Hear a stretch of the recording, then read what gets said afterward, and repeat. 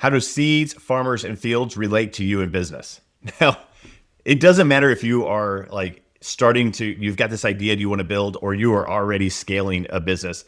Like there's something that is the same for all of us. And that is, we have a hard time keeping a positive mindset all the time, right?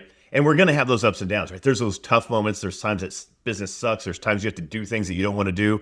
And so you question it, right? Those thoughts go through your head like, am I even meant for this? Should I own a business? I don't know. I should just go back and work for somebody else. Like, we all end up having those moments, and they're real. But there was a story I heard today, and I loved it because it goes along with how do we feed our subconscious mind, because that's what actually makes and breaks all the decisions that we make in life, right? That's where they all end up coming from. And it was Russell Brunson was sharing this story by Earl Nightingale. And he compared a farmer who planted 2 seeds. And one of them, he just left to let it grow. The other one, he nurtured. He constantly was feeding it with good nutrients and water and all the things that it needed to be successful.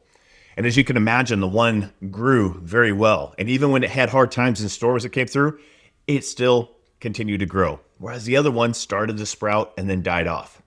And that is exactly how our subconscious works, right? The more that we feed ourselves positive and thoughts that help us move in the right direction, the better that our brain and our subconscious is going to start to respond to stress and problems and things in the future. So do yourself a quick favor. Make sure a couple times a day, write down those things, those places that you want to be, and then read it. Read it a couple times a day. Feed yourself with those things that are going to help be positive, right? I'm going to be a successful entrepreneur. I'm going to work through these problems that I find that are struggles for me.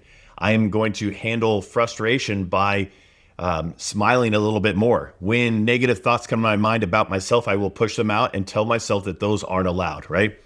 These are just a fun little routine that is simple, but teaches your brain to respond in a more positive manner towards itself. And without you even realizing it, you're training that subconscious to respond just like muscle memory when those things get tough in the future.